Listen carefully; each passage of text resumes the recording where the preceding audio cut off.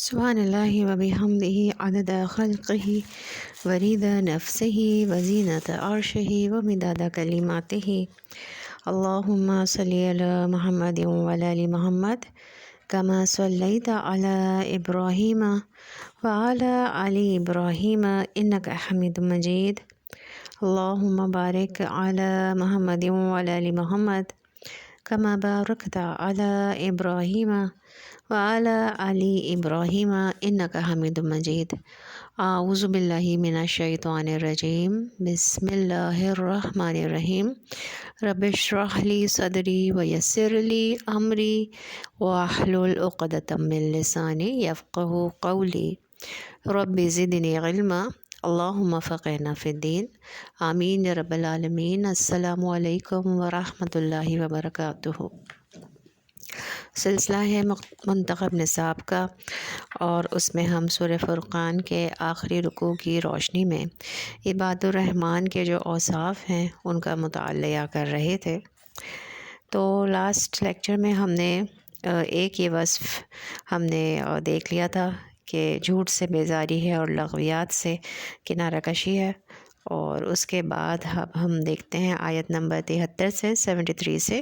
والذین اذا ذکروا بآیات ربہم لم یخروا علیہا صم وعمیانا، یعنی آیات الہی پہ تفکر و تدبر بھی عباد الرحمن کی ایک خصوصیت ہے۔ تیسرا وصف یہ بیان ہوا کہ جب انہیں ان کے رب کی آیات کے ذریعے سے نصیحت کی جاتی ہے تو وہ اندھے بہرے ہو کر نہیں گر پڑتے، لم یخروا علیہا صم و عمیانا، کہ اس میں کفار کی طرف ایک تعریض ہے کہ انہیں جب آیات الہی سنائی جاتی ہیں تو ان کا حال یہ ہوتا ہے کہ جیسے وہ ان کی مخالفت پر ادھار کھائے بیٹھے ہیں، وہ غور ہی نہیں کرتے، سنتے ہی نہیں ہیں، تدبر ہی نہیں کرتے، پہلے ہی سے طے کیے بیٹھے ہوتے ہیں کہ اعتراضات کریں گے۔ یہ معاملہ مذکورہ بالا جو ہم نے پہلے اوصاف کے حامل عباد الرحمن کے بارے میں جن کے بارے میں بات کی ہے ان کا نہیں ہوتا۔ اس قدر یا اس ویلیو کو اگر ہم مثبت طور پر معین کریں تو وہ یہ ہوگی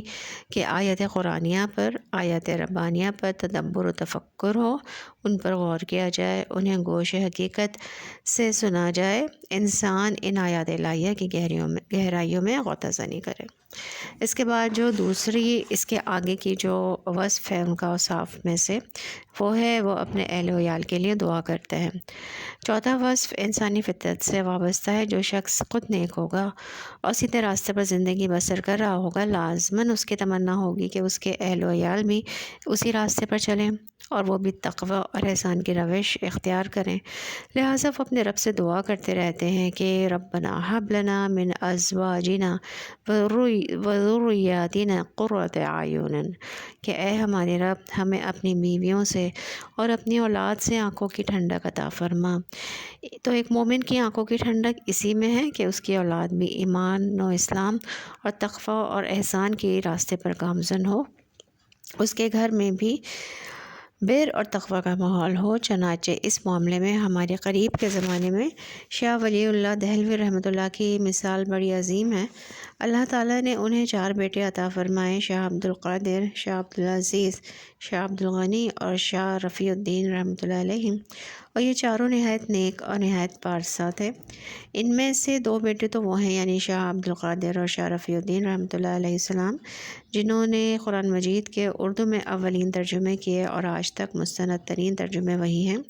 تیسرے بیٹے نے دہلی میں درسگاہ قائم کی جو مدرسہ شاہ عبدالعزیز رحمۃ اللہ علیہ کے نام سے مشہور ہے، جس سے بر عظیم پاک و ہند میں بہت علم پھیلا، جبکہ چوتھے بیٹے شاہ عبدالغنی رحمۃ اللہ علیہ کا نوجوانی ہی میں انتقال ہو گیا تھا، لہٰذا کسی علمی میدان میں ان کی صلاحیتیں زیادہ نمایاں نہیں ہو سکیں۔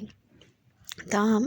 اس کی تلافی اللہ تعالیٰ نے اس طرح فرما دی ہے کہ آگے ان کے بیٹے شاہ اسماعیل شہید رحمۃ اللہ علیہ تھے، اور ان کا نام اپنے اس نامور عالم و مجاہد و شہید بیٹے کی وجہ سے روشن ہوا۔ تو آپ غور کیجئے کہ شاہ ولی اللہ رحمۃ اللہ علیہ کو اپنی اولاد کو ان کیفیات میں دیکھ کر کس قدر آنکھوں کی ٹھنڈک جو ہے وہ میسر آتی ہوگی۔ پانچویں جو وصف ہے وہ ہے متقیوں کی پیشوائی کی دعا۔ اس کے بعد فرمایا گیا ہے کہ وجعلنا للمتقین اماما، یعنی کہ وہ عباد الرحمن یہ دعا بھی کرتے ہیں کہ ہمیں متقیوں کا امام بنا دے۔ ان الفاظ سے مضمون بھی متبادر ہو سکتا ہے کہ یہ دعا کی جا رہی ہے کہ اللہ تعالیٰ ہمیں نیک لوگوں کا امام اور پیشوا بنائیے، نیک لوگوں کے آگے چلنے والا بنائے۔ اگرچہ اس کی خواہش رکھنا بھی کوئی بری بات نہیں ہے، لیکن جس سیاق و سباق میں یہ الفاظ آ رہے ہیں اس کے اعتبار سے ان کا مفہوم کچھ مختلف ہے۔ در حقیقت ان الفاظ کے ذریعے پہلی بات ہی کی مزید تاکید ہو رہی ہے، اس لیے کہ ہر شخص فطری طور پر اپنے اہل و عیال کا امام ہے۔ قیامت کے روز جب لوگ اٹھیں گے تو ان کے پیچھے ان کی نسلیں چلی آ رہی ہوں گی، ان کی اولاد جو ہے وہ ان کے پیچھے چلے آ رہے ہوں گے، تو گویا وہی بات ذرا اسلوب بدل کر کہی گئی ہے کہ اے رب ہم جن کے امام ہیں ان کو متقی بنا دے، ایسا نہ ہو کہ ہمارے پیچھے آنے والے ہماری آئندہ نسلیں فسق اور فجار پر مشتمل ہوں۔ تو نبی کریم صلی اللہ علیہ وسلم کا ارشاد گرامی ہے کہ تم میں سے ہر ایک کی حیثیت ایک چرواہے کی ہے، اور تم میں سے ہر ایک اپنے ریوڑ کے بارے میں جواب دہ ہے۔ جیسے بھیڑ بکریاں چرانے والا ایک چرواہا ہوتا ہے اور چند بھیڑ بکریاں اس کی ذمہ داری میں ہوتی ہیں، شام کو اگر کوئی بھیڑ یا بکری لوٹ کر نہ آئے تو اس سے پوچھا جائے گا، وہ ان کے بارے میں مسئول ہے۔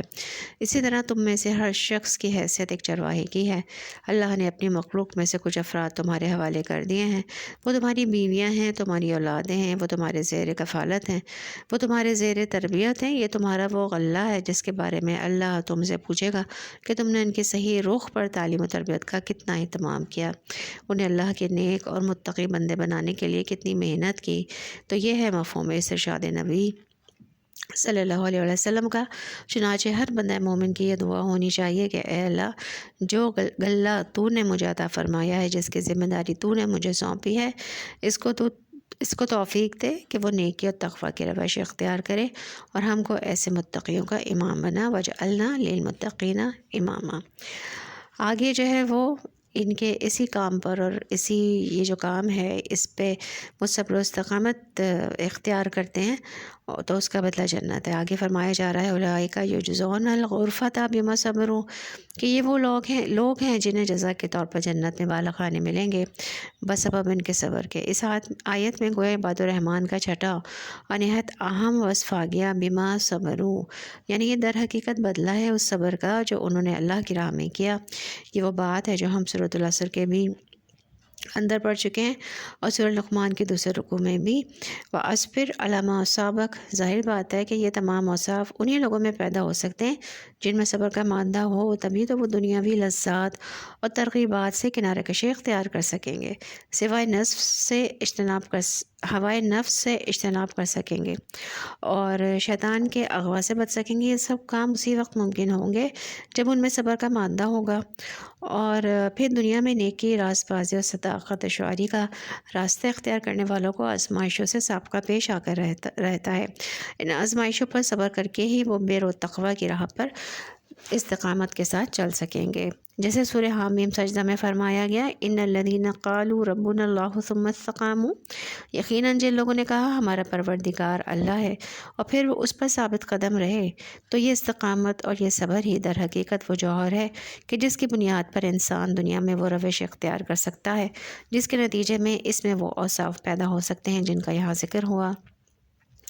تو اس آیت کا اختتام ان الفاظ پر ہو رہا ہے، وَيُلَقُّونَ فِيهَا تَحِيَّةً وَسَلَامًا، اور ان لوگوں کا جنت میں استقبال ہوگا دعاؤں کے ساتھ اور سلام کے ساتھ۔ تو ظاہر سی بات ہے یہ استقبال کرنے والے کون ہوں گے؟ جنت کے فرشتے ہوں گے۔ آگے فرمایا جا رہا ہے خالدین فیہا، اس میں وہ ہمیشہ رہیں گے۔ جنت وہ جگہ ہے کہ ایک بار داخلے کے بعد وہاں سے نکلنے کا سوال ہی نہیں ہے۔ حسنت مستقرا و مقامہ، وہ بہت ہی عمدہ جگہ ہے مستقل رہنے کے لیے بھی اور تھوڑی سی دیر کے قیام کے لیے بھی۔ تو اس رکوع میں پہلے جہنم کا ذکر آیا تھا، اب یہاں جنت کا ذکر تقابل کنٹراسٹ کے طور پر آیا ہے، کیونکہ دنیا میں ہمارا تصور یہ ہے کہ کتنی ہی عمدہ جگہ پر بھی اگر مستقل رہنا پڑے تو اس میں انسان کے لیے کوئی دلچسپی اور نہیں رہتی، اور اگر بری سے بری جگہ پر بھی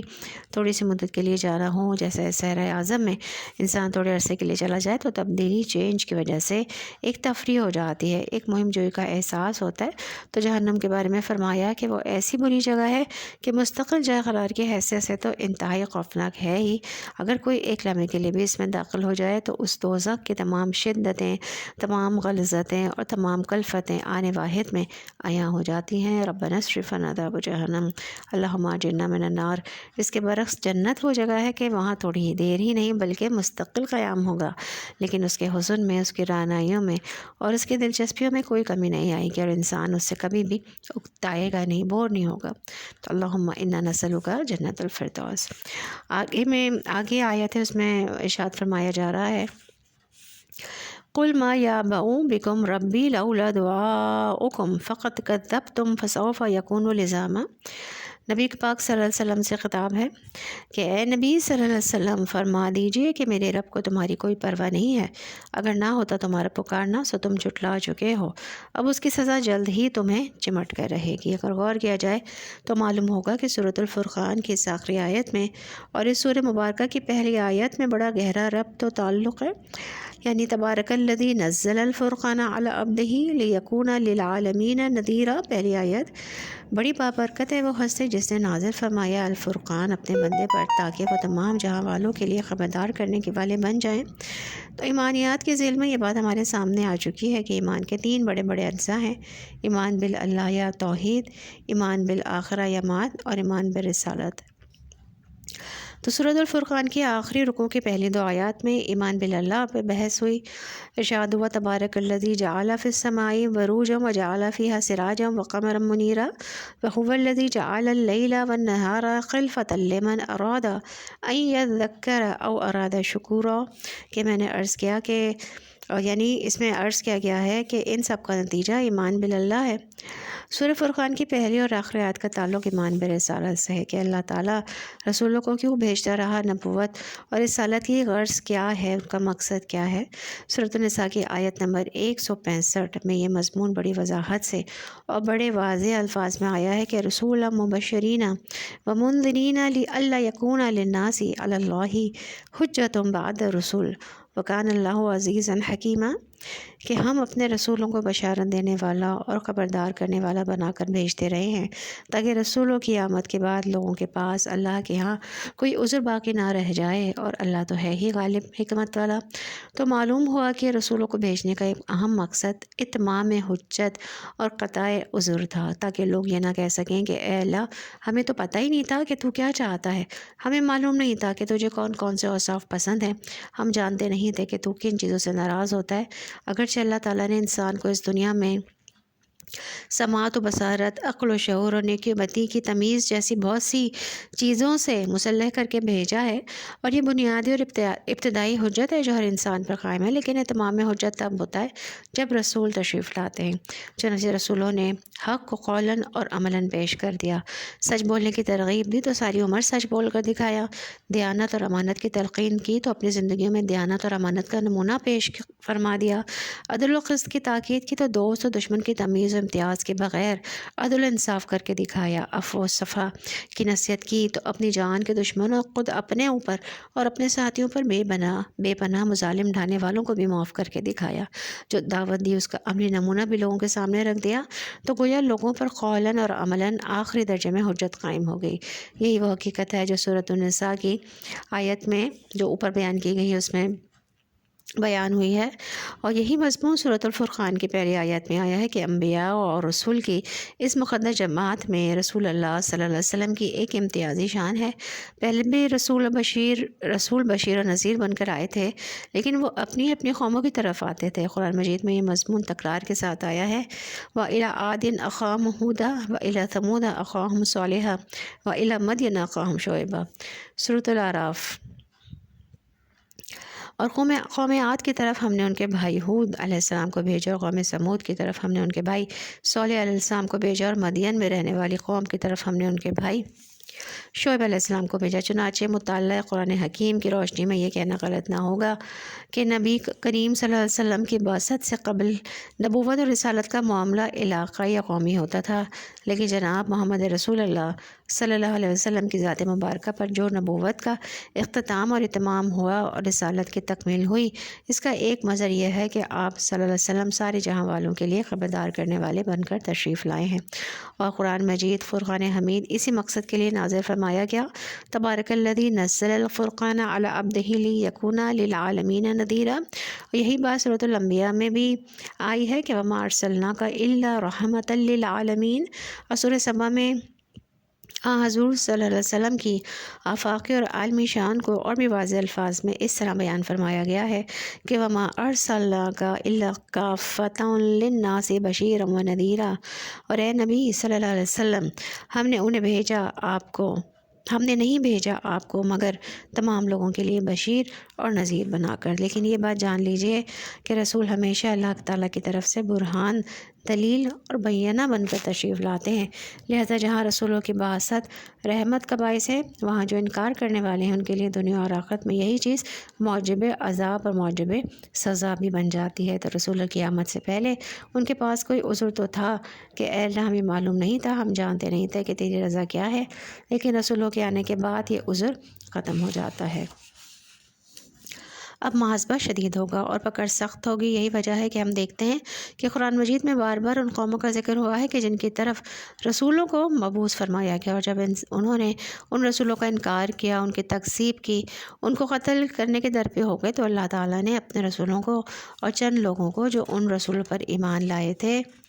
بچا لیا اور ان قوموں کو ہلاک کر دیا۔ سورۃ الفرقان کی اس آخری آیت میں اہل عرب کو یہی تنبیہ فرمائی جا رہی ہے کہ یہ نہ سمجھو کہ ہمارے رسول اگر تمہیں دعوت دے رہے ہیں، تبلیغ کر رہے ہیں، تمہارے پیچھے پیچھے پھر رہے ہیں، ایک ایک گھر پر جا کر پیغام ربانی پہنچا رہے ہیں، کہ ایک انسان کے دل پر دستک دے رہے ہیں، تو میرے رب کو تمہاری کوئی پرواہ ہے؟ اس اللہ کو ہرگز تمہاری کوئی پرواہ نہیں ہے۔ اگر تمہیں پکارنا اور خبردار کرنا مقصود نہ ہوتا تو ہمارے رسول یہ مشقت نہ جھیلتے، اس لیے کہ اللہ کی سنت یہی ہے کہ کسی قوم پر عذاب بھیجنے سے پہلے اسے متنبع اور خبردار کر دیا جائے، جیسے کہ سورہ بنی اسرائیل میں فرمایا گیا وَمَا كُنَّا مُعَذِّبِينَ حَتَّى نَبْعَثَ رَسُولًا، ہم عذاب نہیں بھیجتے رہے ہیں جب تک کہ رسولوں کو مبعوث نہ فرما دیں، یعنی رسولوں کی آمد کے ذریعے جب تک اتمام حجت نہ ہو جائے اس سے پہلے قومیں ہلاک نہیں کی جاتی۔ لہٰذا یہاں نبی کریم صلی اللہ علیہ وسلم سے کہلوایا جا رہا ہے کہ میں نے تم تک تمہارے رب کا پیغام پہنچا دیا، تمہارے سامنے تمہارے رب کی دعوت پیش کر دی، مجھ تک جو ہدایت ربانی آئی تھی اسے قولاً اور عملاً تمہارے سامنے پیش کر دیا، یہ تمہاری ہی نفع کے لیے کیا گیا ہے، ورنہ میرے رب کو تمہاری کوئی پرواہ نہیں ہے۔ تبلیغ و دعوت اس لیے ہے کہ تم کو خبردار کر دیا جائے، اگر تمہیں پکارنا نہ ہوتا تو رشد و ہدایت و دعوت و تبلیغ کی ذمہ داری بھی مجھ پر نہ ہوتی، لیکن فقط کذبتم، بس تم جھٹلا چکے، تم تکذیب کر چکے۔ اور عربی زبان میں فعل ماضی پر جب قط کا اضافہ ہو جاتا ہے تو اس میں کسی کام کے ہو جانے میں قطعیت اور بہت زیادہ حتمی طور پر اس کا مفہوم پیدا ہو جاتا ہے۔ تو انگریزی میں پریزنٹ پرفیکٹ ٹینس کا جو مفہوم ہوتا ہے، یعنی کام ہو چکا، بات ہو چکی، یہی مفہوم عربی زبان میں فعل ماضی پر قط کا اضافہ کرنے سے پیدا ہوتا ہے، جیسے کہ فقد کذبتم، چنانچہ فرمایا کہ فقد کذبتم فسوف یکون لزاما، اور 100 لوگوں تم جھٹلا چکے ہو، پس قریب اس کی سزا تمہیں چمٹ کر رہے گی۔ لازم و مظلوم کے الفاظ ہم عام بول چال میں استعمال کرتے ہیں۔ لزامہ کے معنی ہوں گے جیسے کوئی چیز چمٹ کر رہ جائے، چپک کر رہ جائے، تو یہ فرمایا سو تم نے دعوت ربانی کو جھٹلا دیا، پس قریب اس کا وبال تم پر لاگو ہو کر رہے گا، تمہیں اس کے تکذیب کی سزا مل کر رہے گی۔ یہ آیت مبارکہ نہ صرف ان لوگوں کے لیے بہت اہم ہے جو قرآن مجید کے اولین مخاطب تھے اور جن کے سامنے جناب محمد رسول اللہ صلی اللہ علیہ وسلم بنفس نفیس خدمت خلق خدا کو دعوت پہنچا رہے تھے، بلکہ ہمارے لیے بھی بہت اہم ہے، اس لیے کہ جناب محمد رسول اللہ صلی اللہ علیہ وسلم پر نبوت کا جو اختتام اور اتمام ہوا ہے، رسالت کی جو تکمیل ہوئی ہے، اس کا ایک مظہر وہ ہے جو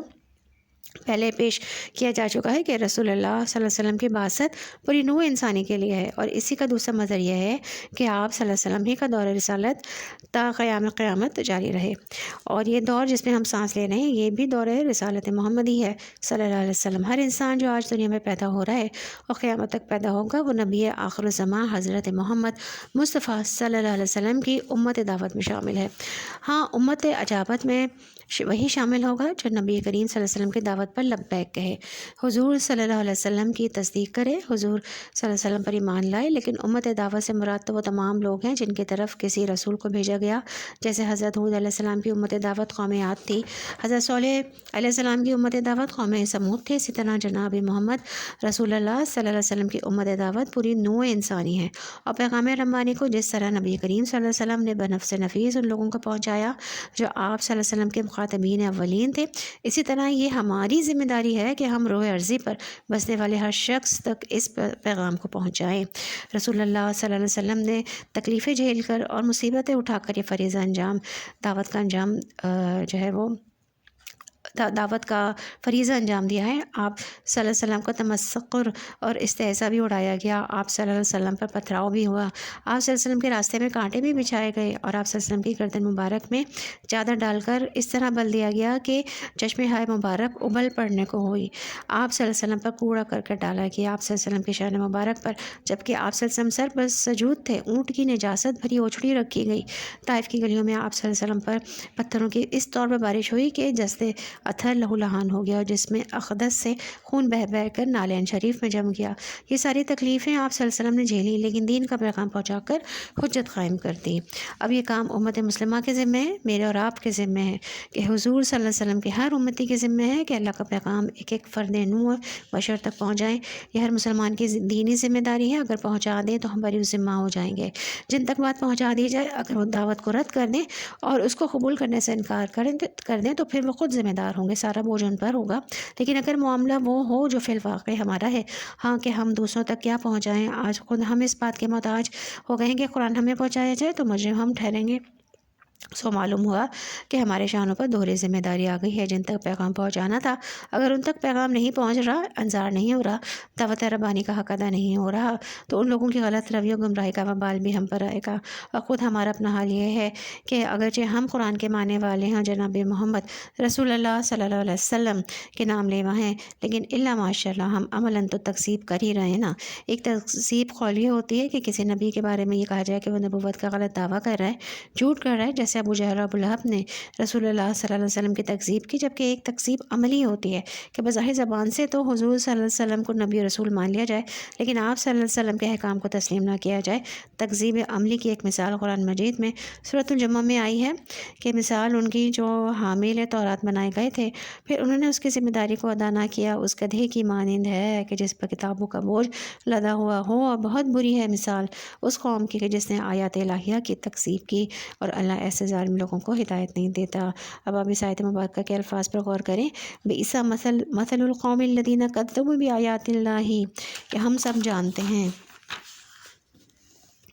کہ یہود نے زبان سے تو کبھی تورات کی تکذیب نہیں کی، تو غور طلب بات یہ ہے کہ تکذیب کون سی ہے؟ تکذیب در حقیقت تکذیب عملی ہے کہ تورات کے کتاب اللہ ہونے کے زبانی اقرار تو موجود ہے لیکن اس پر عمل نہیں ہو رہا، اور ظاہر بات ہے کہ تورات پر ایمان کا دعویٰ کرنے والے اگر اس کے احکام پر کاربند نہیں ہیں، تو اگر تو تورات کے نواحی سے اجتناب نہیں کیا جا رہا، جو ذمہ داریاں تورات نے عائد کی اگر انہیں ادا کرنے سے پہلو کی جا رہی ہے، ان سے اغماس بڑھتا جا رہا ہے، تو چاہے زبان سے یہود اقرار کرتے ہوں کہ وہ تورات کو اللہ کی کتاب مانتے ہیں، لیکن حقیقتاً اور عملاً یہ رویہ تورات کی تکذیب کے مترادف ہے۔ آج اگر ہم اپنے گریبانوں میں جھانکیں تو نظر آئے گا کہ بینہ یہی معاملہ ہمارا ہے۔ نبی کریم صلی اللہ علیہ وسلم نے ہمیں پہلے ہی متنبہ فرما دیا تھا۔ بڑی پیاری حدیث ہے جس کا آغاز یا اہل القرآن کے الفاظ سے ہو رہا ہے، یعنی اے قرآن والو، جیسے قرآن مجید میں یہود و نصارہ سے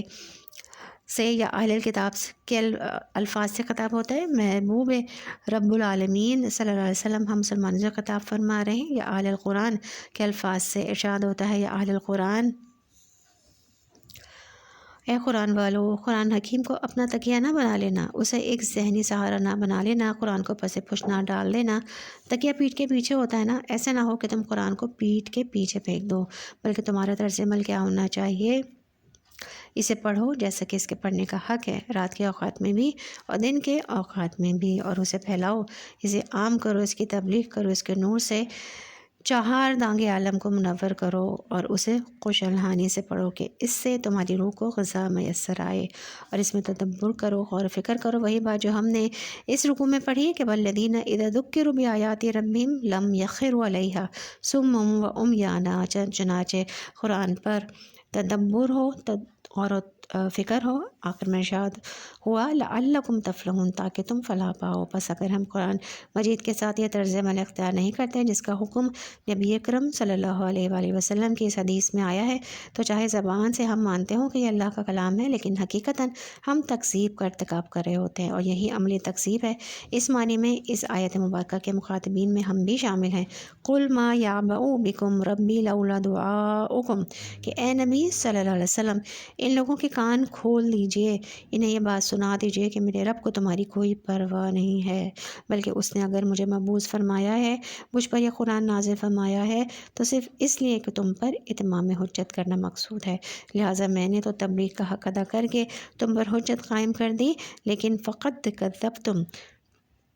تم جھٹلا چکے، تم نے کفر کی روش اختیار کی، خواہ یہ جھٹلانا قولاً ہو یا عملاً ہو، فسوف یکون لزاما، بس جان رکھو کہ جلد ہی اس کی سزا تم سے چمٹ کر رہے گی اور اس کی پاداش تم کو بھگتنی پڑے گی۔ اللہ تعالیٰ سے دعا ہے کہ وہ اس انجام بد سے ہمیں بچائے۔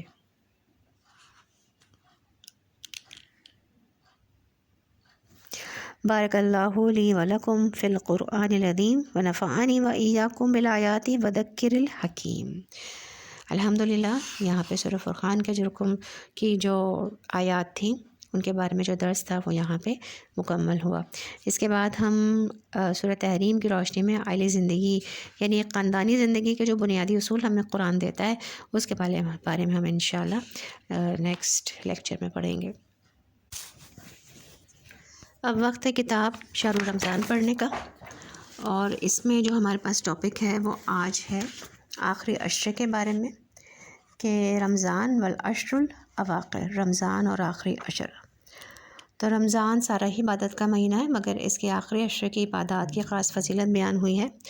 رمضان کے آخری 10 دنوں میں اپنے اہل و عیال کو عبادت کے لیے خصوصی ترغیب دلانا، نبی کریم صلی اللہ علیہ وسلم کی سنت پر عمل کرنا ہے۔ حضرت عائشہ صدیقہ رضی اللہ عنہ فرماتی ہیں، صحیح بخاری کی حدیث ہے کہ جب رمضان کا آخری عشرہ شروع ہوتا تو نبی کریم صلی اللہ علیہ وسلم عبادت کے لیے کمر بستہ ہو جاتے، راتوں کو جاگتے اور اپنے اہل خانوں کو بھی جگاتے۔ ایک اور روایت میں حضرت عائشہ رضی اللہ عنہ بیان فرماتی ہیں، صحیح مسلم کی روایت ہے کہ رسول اللہ صلی اللہ علیہ وسلم عام دنوں کی بنسبت آخری عشرے میں خوب محنت اور کوشش کرتے ہیں۔ آپ صلی اللہ علیہ وسلم حضرت فاطمہ رضی اللہ عنہ اور حضرت علی رضی اللہ عنہ کا دروازہ بھی کھٹکھٹاتے اور فرماتے کہ کیا تم دونوں نماز پڑھنے کے لیے اٹھو گے؟ نہیں تو کرنے کے کام کیا ہیں کہ آخری عشرے میں زیادہ سے زیادہ وقت عبادت میں گزاریں، اگر ممکن ہو تو کام سے چھٹی لے لیں اور عبادت کے لیے یکسو ہو جائیں، تراویح تہجد وغیرہ میں حد الوسیع طویل قیام کریں، کثرت سے تلاوت قرآن مجید اور ذکر و اذکار کریں، رات کو خود بھی جاگیں اور گھر والوں کو بھی عبادت کے لیے جگائیں۔ الحمدللہ رب العالمین، الصلاۃ والسلام علی رسول الکریم، سبحان ربک رب العزت عما یصفون وسلام علی المرسلین والحمدللہ رب العالمین۔ السلام علیکم ورحمۃ اللہ وبرکاتہ۔